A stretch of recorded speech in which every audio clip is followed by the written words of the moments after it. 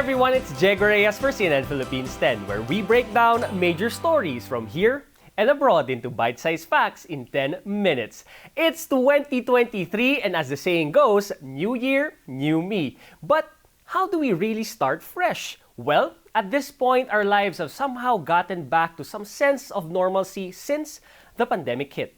Mental health advocate Dr. Gia Season says we should have a flexible and growth mindset in facing the new year ahead.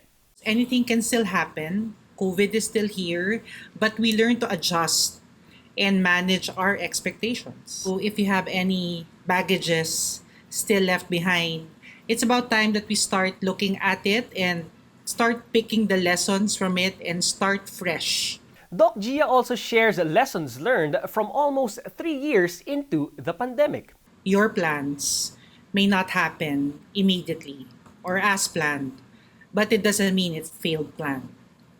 So it's delayed, but again, I also learned the art of if it's for you, no matter what happens, it will happen. With the new year, one should also learn how to set boundaries. But how do we do these? Name first your non-negotiables in life and your negotiables. So example, Sundays are for family. That for me is my non-negotiable. So whatever happens, I will say no to events and stick to Sunday with family. So something like that. And when you start acquiring that habit, it becomes easier for you for the bigger no's you have to face in life. One Filipino tradition this time of the year is crafting a resolution. These are the things, ways, and attitudes that we want to change. Life and career coach Aurora Suarez says preparing a list could help, but what's more important is the intention behind the resolution. Yung intention is really yung why. Bakit mo gusto itong resolution na to? So I think that for me is more important, the why behind the resolution. And from knowing that why, then you can come up with powerful resolutions that's more aligned with the why you're doing what you're doing. While changing oneself for the better is a personal decision, Suarez shares 5 steps to achieve change. Make a commitment to yourself. Think of your future self. Know your why, be aligned with your values, and do it for love. She adds that the secret to the success of a New Year's resolution is to look into who you want to become at the end of the year. How are you? Where are you? What has changed in your life? And how has your life changed because of the changes that you made? And I think once you think of that, I think that will give you enough motivation to kind of keep going, even when things are hard, even when things are discouraging, or even when the changes that you want don't happen immediately.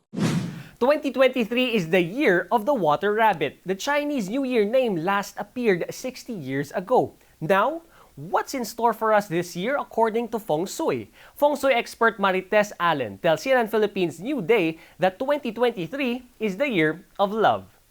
In terms of relationships, there's going to be a lot. This is a good year to be engaged. There you go, my friend. We know some people. Yeah, to be married, to have babies. Rabbits makes a lot of babies. That's right. So we can see that there's going to be maybe an increase or, increase in the babies production. Yeah. And then it's going to go through until the year of the dragon, because remember, when it's the dragon year, the population increases. Even before the start of the new year, Catholics, particularly devotees of the Black Nazarene, also geared up for the Translacion. But for this year, the traditional procession is still suspended due to COVID-19. Instead, the image will be brought to different barangays, sectors, and communities. There's also a Walk of Faith procession on January 8th, but without the icon.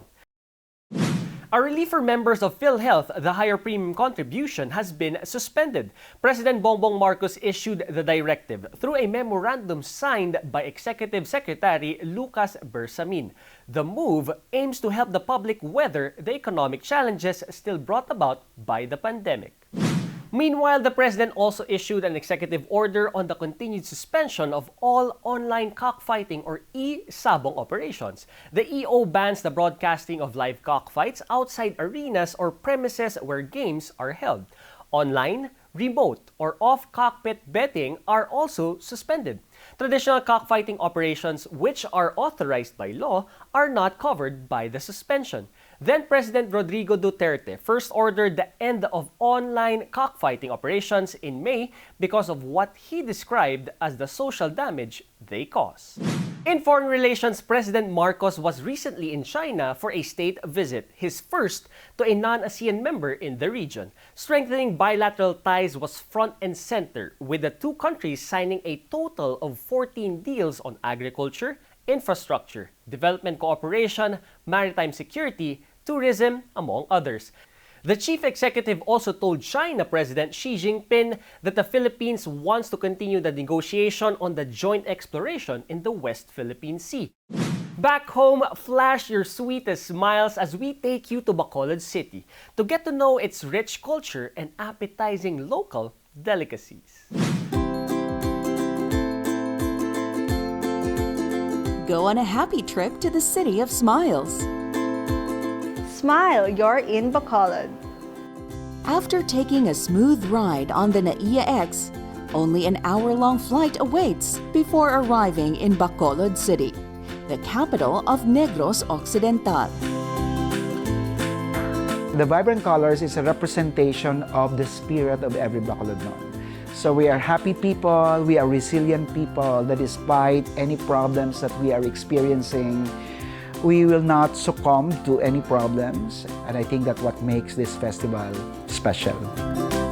Pag pupunta ka talaga ng Bacolod, kailangan talaga pupunta ka ng Manacan Country kasi doon po, yung mga nakahilera ng mga chicken inasal. Since Bacolod is famous for chicken inasal, it is considered as a famous landmark here in Bacolod that tourists should visit and try. Don't forget to try the pride of Bacolod City, kansi. Napakasarap talaga, patok talaga dito sa Bacolod. Napakadaling lutuin kasi abundant yung batuan dito. One of the key ingredients ng kansi. Now that we have grafted batuan trees, you can just grow it in your backyard, you can grow it in pots. It will bear fruit because it is grafted. Yung main business namin is food. So malaking tulong yung expressway because very convenient yun sa mga travelers. So we have food, we have the expressway, mas maganda at mabilis yung travel natin. At dahil doon, maraming turista ang nakakapunta dito at nakakabili ng mga produkto namin at saka malaking tulong yun sa community namin.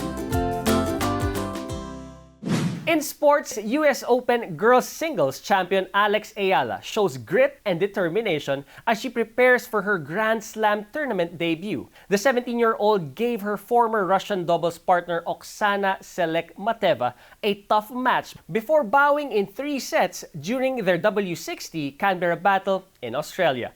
Alex previously defeated 16th seed Marcela Zacarias to begin her qualifiers campaign. The Filipino teen tennis sensation makes her Australian Open qualifiers debut on January 9 in Melbourne.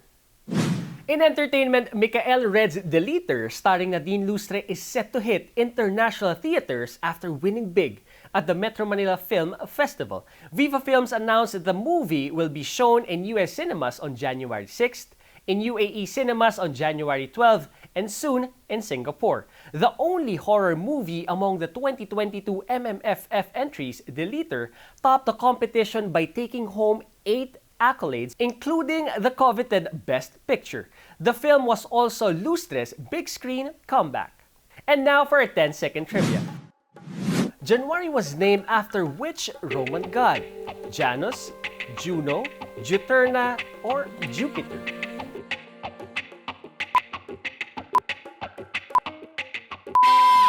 January was named after the Roman god Janus.